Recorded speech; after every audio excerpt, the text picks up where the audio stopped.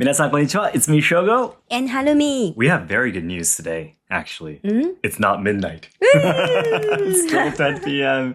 Yay! We're of course, almost every day we do go to this share office to work for, and actually my mother-in-law, so Harumi's mother is actually here in Kyoto to help us out with the kids for about a month because I had a really, really crazy schedule in the last half of March. If you guys, if you're a 16 Days online lesson members, you might know about the amazing collaboration filming I did with Michelle and her project Challenge Accepted. Yeah. I was actually in the Kanto area in Tochigi for 3 days, Kasukabe for like 3 or 4 days too, and then Ibaraki, where the main dojo of Asayama Ichiden Ryu is, for about 2 days there.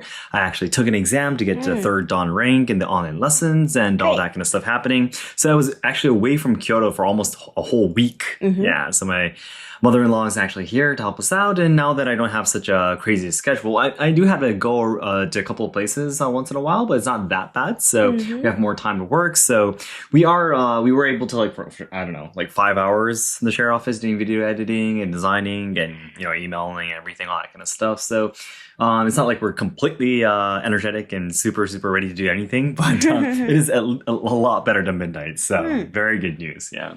So speaking of recent schedules, I just mentioned about the really fun, exciting, inspiring, I should say, collaboration I did with Michelle. You know, her team was super professional. Obviously, they're like 5 million subscribers on YouTube. Their filming team, the audio, the directions, and everything was super professional. And Michelle herself was amazing, super bright and friendly. Yeah, very kind, and she was just a very amazing person, to be honest. It was awesome. Yeah, it was great meeting her in person. And also very soon I have 2 things that are coming up, and one thing is I'm actually going to be having a meeting with a men's kimono shop in Kyoto, which is called Kato Shoten.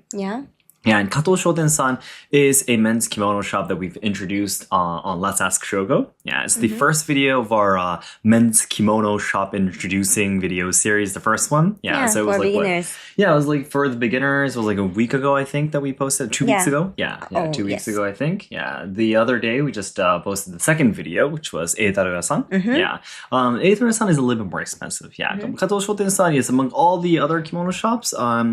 They aren't selling a secondhand kimono, so they're rather not so expensive. So I wrote as it's perfect for beginners. But right now, I'm actually thinking of starting this new activity for tourists, for anyone traveling to Kyoto, for men especially, to learn how to put on a kimono, how to take care of it, how to fold it, how to wash it, everything in like 90 minutes. Then also after 90 minutes, you get to go downstairs. On the first floor, they have the shop. Oh yeah, I need to talk about that too. Yeah, so when we went to Kato Shoten-san, they were talking about that the second floor of their shop that they opened last December. So it's only been like 3 months now. Yeah. The second floor is still basically almost not used for anything at the moment. So they were talking about that.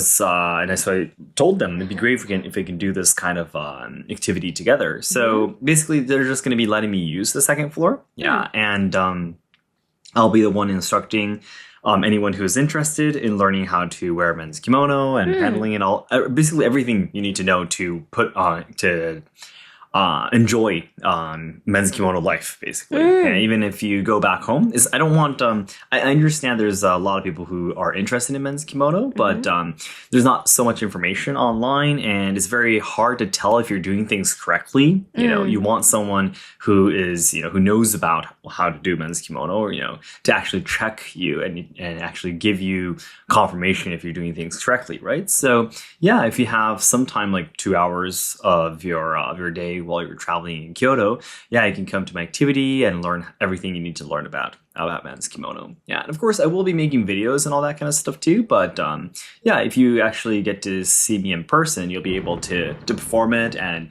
ask me questions and actually check if you're doing okay or not and all that kind of stuff too. Yeah, so anyways, I'm really hoping to do that with Kato Shoten-san. After the lesson, we can go downstairs where their shop is and I can help the guests purchase their kimono if they want to. Yeah, and all that kind of stuff. So I'm going to be having a meeting with them soon. They said they're really thinking positively about it. So hopefully, the activity will be starting very soon. Yeah, maybe once or twice a week in the beginning. I'm sure not that many people are making a reservation immediately, even if I start to advertise. Because to be honest, I'm not very sure how many people are that interested in wearing men's kimono in the first place. Yeah. But the whole purpose for all this is, of course, to spread the culture of men's kimono, and I really want more people to be enjoying men's kimono. That's the first thing.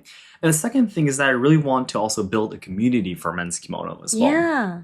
So actually being able to meet in person, yes, even if it's like one person a week, it's great, because if I really want to build a community of people who love wearing men's kimono, and I wanted to do like projects and activities together, just becoming friends, and becoming a place where people get to know each other, who like men's kimono. I'm sure there's probably a lot of things that people can have in common if they have the same hobbies. Yeah. So I'm not trying to make a lot of income from that activity. To be honest, it's more of an investment for the future. Yeah, and I think I talked a little bit about this on Shogo and Hanami's podcast before, but I want to make that what's the word we're looking for? That certificate kind of thing. Oh yeah. What's the word? I totally forgot how to say it, but it's kind of like take an exam. You take a couple of my classes, you take an exam, and you get a certificate kind of thing for men's kimono. I want to do that too. Yeah, so I want to build a community. So if they continue to belong to that community and they start learning more about men's kimono, if they want to take more lessons in the future, I'll probably talk about that within the community wherever I'm building it. I don't know, probably on some platform of social media, but yeah, I think I'll be doing that, and it'll lead to all of my future projects. Yeah, and ultimately, as I always talk about, my ultimate goal is to preserve Japanese traditional culture to the next century, right? So ultimately, I really want to collaborate, tag up with some of the shops or craftsmen, in Kyoto who make the traditional types of kimono, and I want to try to help their businesses as much as possible. Their products are really, really expensive, to be honest. I mean, in a single obi can be like 200,000 yen. It could be, seriously. And I personally don't own one that's that expensive. But they could be. But those are the ones that are really precious, and those are a type of techniques and materials that we want to try to preserve for the future, because those are the things that are unique. But what's actually often bought is the polyester and super cheap printed type kimonos. And those are nice too. We're actually working on our own men's kimono brand right now, and 2 of our designs are almost completed. So that's great, and because we want to try to keep the price as low as much as possible, those are actually literally printed, and one of the types is going to be polyester, the other one's going to be cotton. So the material is really, really cheap too. So the methods for making them aren't super traditional, but we want to have a wide range of the prices for everyone to enjoy men's kimono. But in the future, I really want to start, selling those really actually traditional type of products too. Maybe like 5 super expensive obi every year, collaborating with this specific craftsman or this shop, workshop or stuff like that. And maybe if we build a big community of people who are fans of men's kimono, maybe every year there might be a few people who would raise their hands. Okay, I'll be happy to buy that obi. It'll be a gift for my 30th birthday, or a gift for my son, or whatever it is. And if we can sell those 5 obi, you'll definitely be able to help out those businesses, maybe find new people to carry on their businesses and all that kind of stuff too. So that's my goal, ultimate goal. So I'm really excited for this meeting that we're going to be doing with Kato Shoten. I'm going back all the steps I explained right now, to start off with building the community. Because when you want to build a community, you really need to meet up in person. To be honest, you can't just be on social media and writing, making stories every day and making reels every day and actually having a strong bond with people. Especially because we're in the world of social media and content and influencers. Right now, it's really important when you want to actually have a strong bond with people is to meet with them. You had to take the time to do it. Yeah, to put the effort into doing it. You know, meeting people, shaking their hands, actually seeing their face, in person. These things are really important, I personally feel. Yeah, so that's what I'm hoping to do. Yeah. And the day after that, I actually have another meeting with Genshosha-san too. Oh. Yes, you guys might know about Genshosha-san. They are a katana workshop in Kyotango, in the northernmost area in Kyoto. I've made videos about them, probably 1 or 2 videos in the past. And if you guys remember that tour that is held in Kyotango area, where you get to actually make your own katana kind of stuff, that is exactly where Genshosha is. And right now, because we actually already published our new website for selling katanas, which is literally called Shogo's Katana Shop. Yes. Yeah, we were thinking of a cool name or something like that, but it's not like we're actually making the katanas or anything, so it's unlike our kimono shop, which is called Usenhuma. Yeah, we call that Usenhuma because that's my brand. Because all the designs on those kimonos are my taste. So that's my brand, so I gave it a name. But the katanas I sell on my katana shop it's not something that I created. It's something that, of course, the instructor of Yushinkan Kyoto gathers, and also the katanas that Gensho-san make. Yeah, so I just wanted to put it a rather simple name, and I don't want to put, what should I say, my color too much. Yeah, color. I mean, I'm using my name, of course, to say that I'm the one who is recommending these products, but it doesn't have any of my, should I say, my colors. If that makes sense. I think it's not so.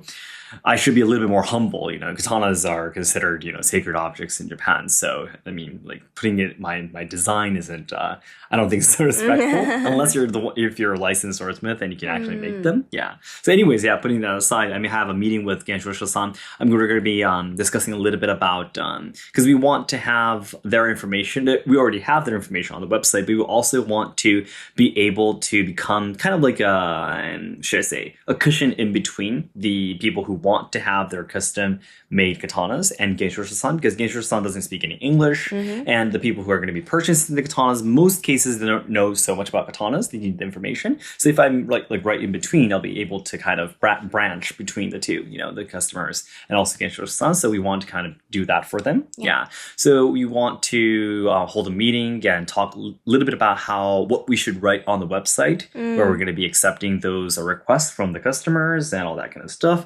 And they also, the leader of Genshosha-san, Kuromo-san, his wife is amazing, but his wife is actually a professional katana sharpener. Yeah, so katana sharpener is also a license too. It's a lifelong journey, and it's a really important form of craftsmanship in Japan, as much as the katanas, to be honest. So they're a husband and wife, and the husband makes the katanas, the wife sharpens them. I think it's amazing. Awesome. And his partner, his wife, actually has a very, very beautiful Tamahagane accessory brand too. Yes, Tamahagane is the steel that's used to make the katanas, right? Yeah. And she has an amazing brand where she creates these stones and all these different products out of Tamahagane. So she has earrings, she has necklaces, she has bracelets and all these other products. And so I really want to start selling those too on my website. Yeah, so I want to discuss with them which products they want to actually promote and sell on our website, and which ones they're actually capable of shipping overseas and all that kind of stuff. And I'd like to discuss those points with them. So yeah, so I'm not like going all over the place anymore, like going over to Kanto and all that kind of stuff, but still, yeah, a lot of exciting things are still happening. And I'm really happy that now that my mother-in-law, Harimi's mother, is here to help us out. There's so many things that are moving forward all at once. Yeah. And speaking of moving on forward a little bit, I think there is something really important that we need to tell everyone. Yeah. And we're still going back and forth about this topic, to be honest. Yeah, we're not 100% sure what we're going to be doing. But because, this is like the platform for us to be super honest, to be super open to you guys, because you guys listening to this are like our closest friends. Right? So what we're thinking right now is on how we're going to be continuing our content creating business or life, basically. So until now, of course, Let's Ask Shogo, our YouTube channel, was kind of like the root of all the things that we do. It was kind of like the foundation of all of our businesses.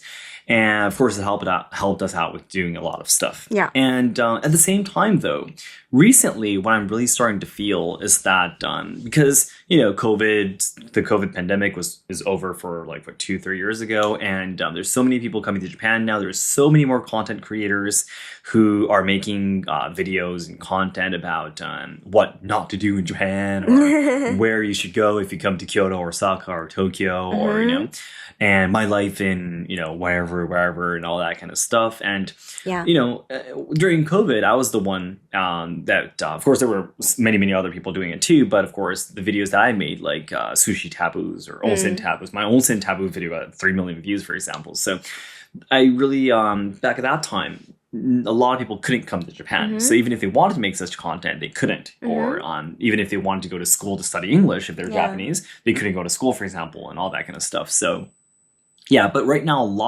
basically I have a lot of rivals now. Yeah. And personally, I really don't want to stay just as like a person who makes content about Japan. Yeah, I mean that was something that I did want to achieve at a certain timing in my business, in my life, of course, because it was one of my goals. And you know, if it was obviously better for me to achieve that at least once. Yeah, but at the moment though, I really want to be called more of a professional in a certain field. Yeah. So I meet a lot of people now, and I work with a lot of people, and the first thing they would say is, okay, you're a YouTuber, you know. And, you know, being called that isn't something bad for me. Yeah. But at the same time, though, just being called that for me is a little bit risky because right now there's so many other content and everyone doesn't watch YouTube so much anymore. Maybe they might move on to YouTube Shorts and such, but people have less time on their phones now because COVID is over. COVID pandemic is over. You know, COVID is still around, but you know, the pandemic is over.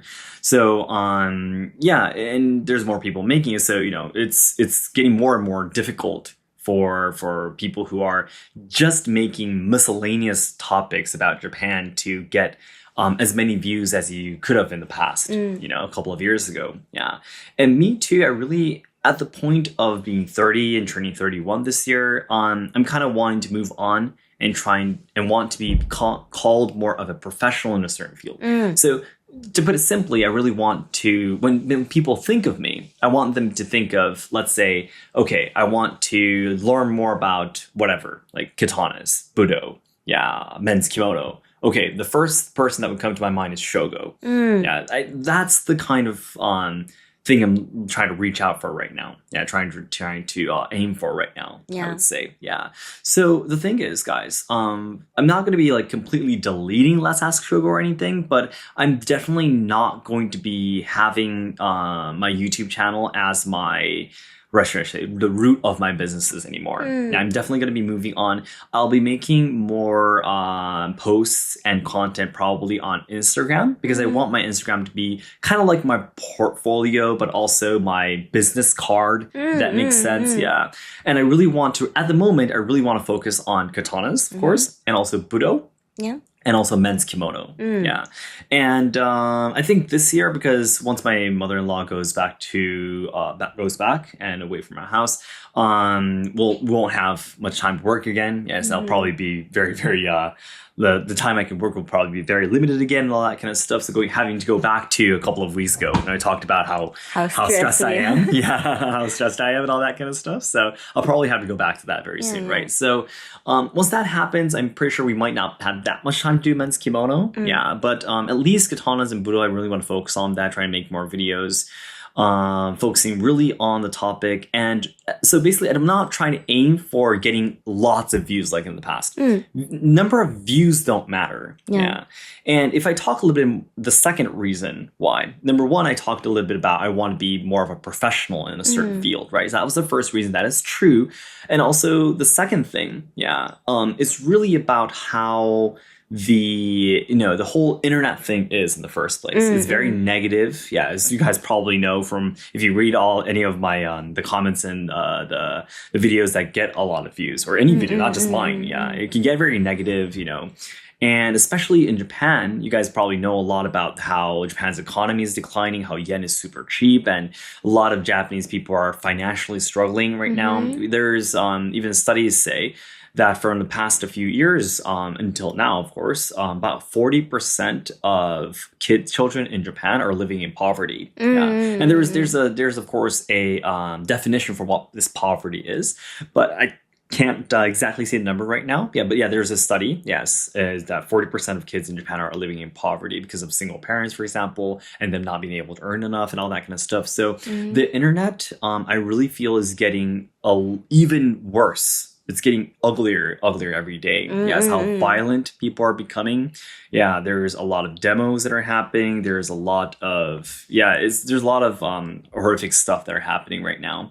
How xenophobic is not the right word, but what people become when they start to feel that they're losing their jobs. For example, okay, these people, these certain group of people are stealing our jobs, for example. These kind of mindsets, happen in any country in Japan, not Japan, around the world, right? Yeah, it's like, okay, just kick these people out of our country. This is our, land, get out, kind of stuff. It's really happening in Japan too. And yeah, so people like me who are making content for people overseas and basically trying to say that, oh, please come to Japan, and it'd be great if you can live in Japan, support our the field of traditional culture and all that kind of stuff. There are some people who are very unhappy about that. Yeah, to be honest, it's sad, but it's true. Yeah, and it happens anywhere around the world, not just Japan. So it's inevitable when a country starts to go poor. So with that said, I really feel a sense of fear when I make content on the internet. Yeah, especially with Let's Ask Shogo, because Let's Ask Shogo is, of course, a huge platform now, and a lot of people see it, obviously. And when they spot something they dislike, yeah, they would point out that I have a lot of subscribers, and they will start saying that I'm a liar, I'm a traitor, this guy's not Japanese, these guys destroying the economy for some reason. I'm just one man living in Japan, but I'm doing all these terrible things in Japan. And yeah, especially there are people who threaten my kids. Yeah, and it could get very ugly. So mentally too, it's not very healthy for me to continue making content on such a huge platform. Yeah. So even if for example, my Instagram that I'm doing right now and all that kind of stuff, my new platforms that I create to focus on the specific topics and specific fields, if those don't get that many views or followers, I don't really care. I just want the people who are really interested in what I'm doing, like the men's kimono or katanas. I can't force people to watch those videos if they're not interested, right?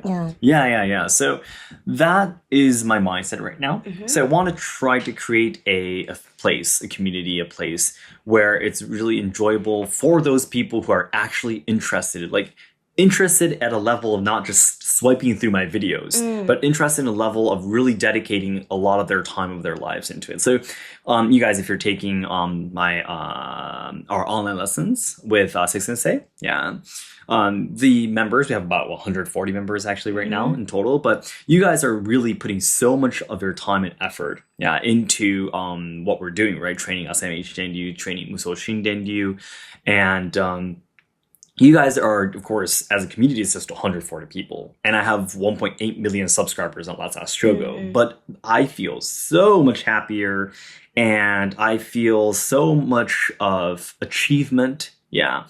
And I feel so much more confident about myself when I am interacting with the 140 people.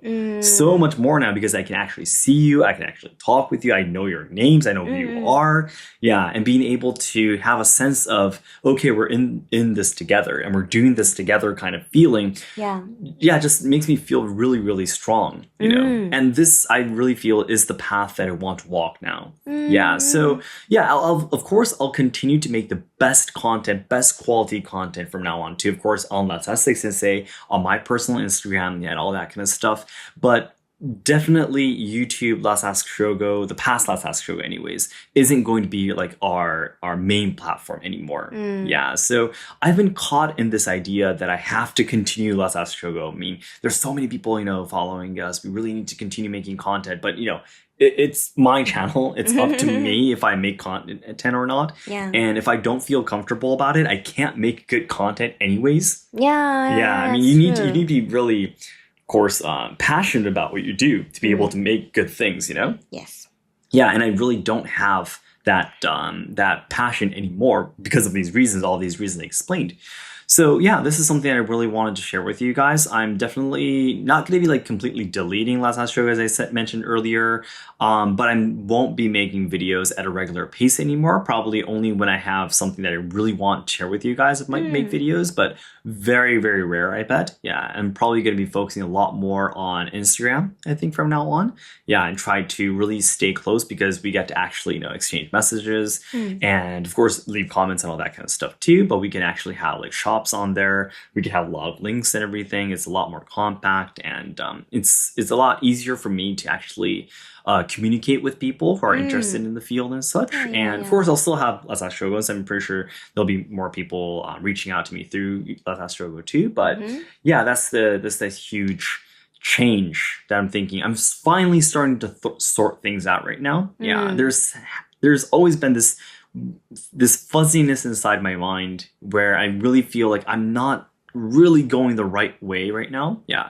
The only thing that among all the things that I'm doing right now, that I'm like 100% certain that I'm doing the right thing is Let's Ask Sensei and all the stuff that is related to Asayama Ichiden Ryu. Yeah. That I'm like 1000% confident about which way I'm going and what I'm providing for the senseis and for all of our members.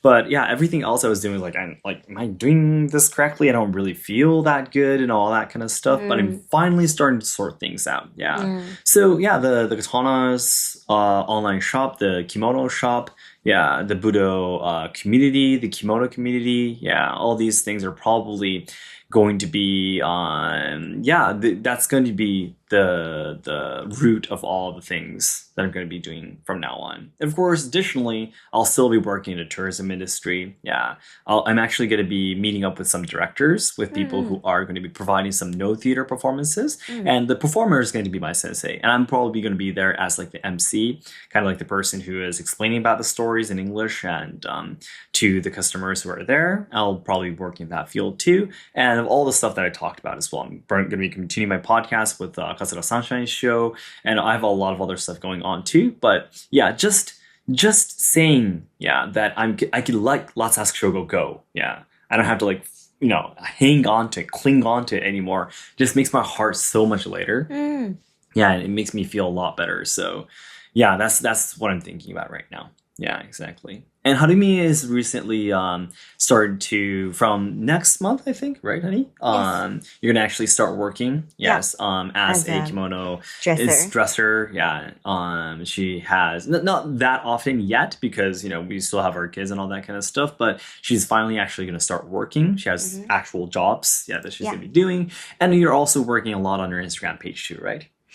Little by little. Yeah, at the moment we're hoping that we can make posts almost every day. Yeah, I really want Harumi to be able to make posts every day because I have a foundation already, right? Because my Instagram already has not that much, but I already have like 16,000 followers, I think. Yeah, so if I start making the shops and all that kind of stuff, we'll still have some sort of connection with people, with everyone. So yeah, but Harumi has really just started right now. Like, how many followers do they have? Like, they have 1,000? 779. Oh, that was close. It was almost 777. Yeah, you're super lucky now. Yeah. Yeah, but you just got started, so we're trying to see what kind of content everyone wants to see. Yeah, of course, Harumi wants to start online lessons herself. Yeah, and in the future, of course, I want you to start teaching Japanese traditional dancing too, along with the kimono dressing, because the one of the biggest barriers that people face when they start enjoying women's kimono is that you put it on and you're like, okay, what do I do with this? That happens. You're like, do I just stay indoors or do I do something? And then if you start learning, Japanese traditional dancing, you actually have something to do with it, and all that kind of stuff. So yeah. And for me, for men's kimono, most of my men's kimono are really for people who are already training with katanas and stuff like that. So these people are already used to wearing a dogi and hakama. So you're just going to be switching that to men's kimono and just walking outside, So that's just simply a lot cooler, right? A lot cool. Yeah. So yeah, but for women though, because most cases they start from the kimonos. Yeah.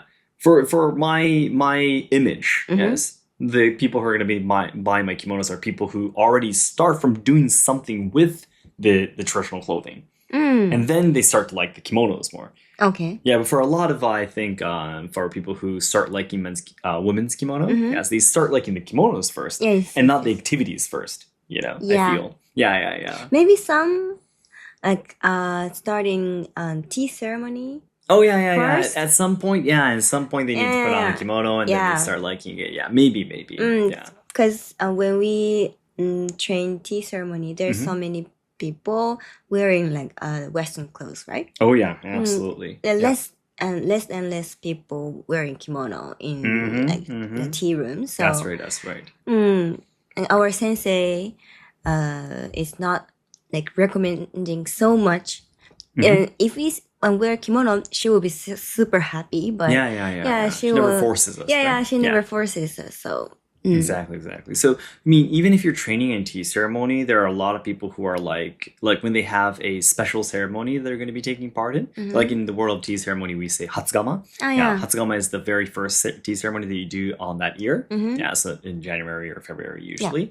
And so when they participate in these special occasions, some people, for example, have their mothers or grandmothers put their kimono on for them, or they actually go to the kimono shops to put them on, and they just don't study, they're not interested in learning how to do it themselves. And they just continue having someone else do it for them, even if they're training in tea ceremony for a decade or something like that. So so it's really interesting. A lot of people think that, you know, tea ceremony is all about having kimonos on, but it's not the case. But I think for traditional instruments, that's not the case too. A lot of people don't know how to put on the kimonos, so they have someone else dress them. But Japanese traditional dancing, though, Nihonbuyo, you absolutely have to be wearing kimonos. Yes. Because the whole purpose, it's the same for no theater, too. It's like, you know. This is fun, Yeah. The whole point of the dancing, not the whole point, you know, partially maybe, but a huge point, is to make your kimono look good. This is so interesting. Yeah. It's not for that person to look good or cool or beautiful. Yeah. But it's the movements are all based on trying to make what you're wearing look good. You're kind of like a model, you know, that's walking down the, you know, the I don't know how to call it, you know, the fashion models, you know, walking down those whatever they are. You know, you guys probably know what I'm talking about, right? Yeah.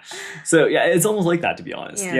So that's a huge difference between a lot of other dancing cultures around the world and Japanese traditional dancing. And for no theater too. Yeah, as you guys probably know, maybe from my videos and such, that because originally no theater, the performers will be wearing the shozoku, which is the no theater costumes. Yeah, they were given from the lords. Yeah. So if a lord has a favorite performer, they would tailor these special kimonos, the costumes, and give it to the performers, and the performers would receive that, and they would put it on to do the performances. So then the kimono, the costume you're putting on, is something that your lord gave you. So then you want to make that look very good. Oh. Yeah, that's the reason why the dance started to, you know, evolve into something trying to make the shozoku look better and not you. Yeah, you're hiding your face. You're not even showing your face in the first place, you know. So that's the reason why all of our stances that exist in no theater is like, you know, having our elbows sticking out to the side, you know, keeping our body low, and, you know, so you're trying to show your sleeves by sticking your elbows out to the side, which it's definitely not a good thing to do in Budo. Yeah, exactly. But in no theater, it's a must, you know. Yeah. And for Nihonbuyo too. Yeah. So if you like kimonos, you know, learning Nihonbuyo is amazing. Yeah, there's so many things to dig. Yeah, you get to learn how to show your kimono's beauty. Yeah, and you also get to learn the manners and etiquettes and how to walk. Yeah, how to walk, how to pick things up. You know, how to sit down and stand back up again, and everything basically. Everything. How to move beautifully with a kimono on. I think that's the most important part. Yeah, exactly. So I see many people like wearing kimono, like not often, like some occasions, like ceremony, they wear once in a lifetime, like kimono. They can't walk in kimono. Oh yeah, okay. True. It's Western. I don't say it's like Western Western walking. Western style Western of style walking. Yeah. They just don't know how to walk.